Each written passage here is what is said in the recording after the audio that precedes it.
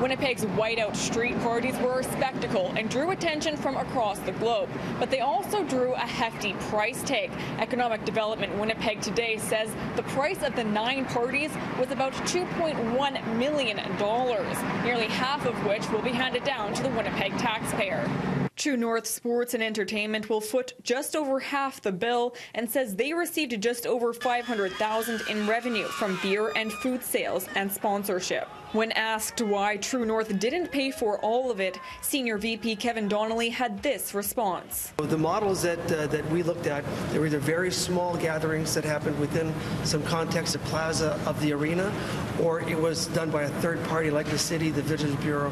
So, True North was not interested in putting on something that took on 100% of the expenses on the premise that it was a free admission event. I mean, there's no way to break even. There's no way to achieve any kind of reasonable return. So the discussion was we want to keep it free. We want to share the responsibility for the organization, share the responsibility for the costs, and just divide the expenses in the way that we felt was equitable and manageable. $120,000 came from the mayor's office, and the remaining $962,000 will come from the city. Mayor Brian Bowman says he hopes the city departments can find the money within their existing budgets. Would you have liked to see True North Sports Entertainment pick up a bigger portion of the tab? You know what? I want to thank them for their contribution. Look, their funding is significant. Let's not lose sight of that, as well as their contribution on the ice. I don't think we've ever experienced pride for our city or the visibility for our city at heights that we're experiencing right now, and that's because of True North and our Winnipeg Jets.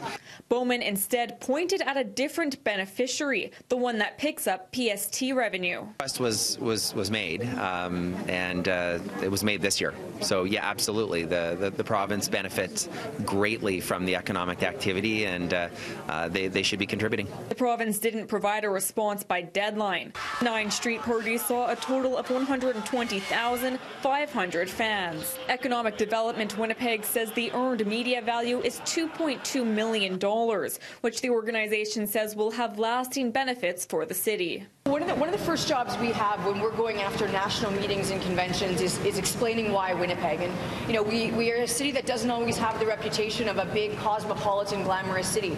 We've got that now. We've got that excitement. People know that it's a big city with lots of great things happening, and there was an energy that people saw across the continent that's going to pay off for us. So we're getting calls back from associations we hadn't got back before. We've got downtown businesses who are seeing increased uptake in, even Winnipeggers coming downtown because they got to experience it during playoff hockey. She says she expects a full economic impact assessment to be done within the next month or so.